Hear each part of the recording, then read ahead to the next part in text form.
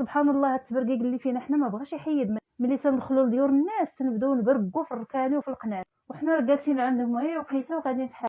راه الرسول صلى الله عليه وسلم تيقول لك ملي تدخل لدار الناس ادخل اعمى واصم واخرج ابكم.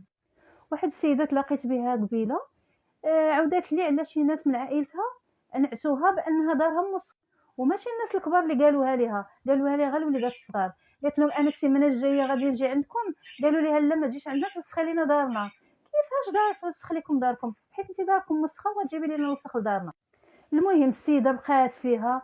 مره اخرى تلاقات بداك الوليد جا عندها، هضرات معاه جمعات معاه تهلات فيه خرجاتو ما خلاتش ليه.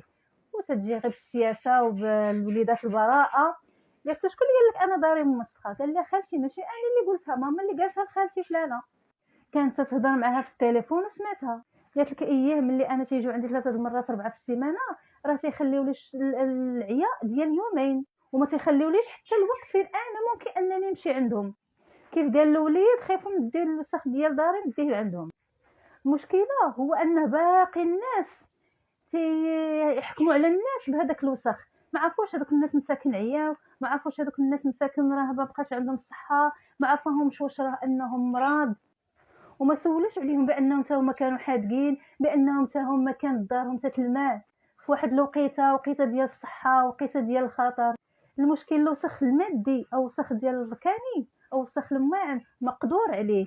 واحد النهار غادي تعطي هذيك السيده لدارها وغادي ترجع تتلمع، اولا 200 او 300 درهم غتجي مرا غتخمم ليها الدار من السقف حتى للارض. وها هو الوسخ حيد. المشكل فين تيبقى هو ان الوسخ كاين في الدماغ، وهذا هو اللي ما عمره مازال غادي يحيد. والمشكل هذيك السيده قالت لك انا راه اول مره قالت لك مشيت عندهم راه تصور الوساخ والعفن يعني حتى من بعد اللي ولاو شويه تينقيو.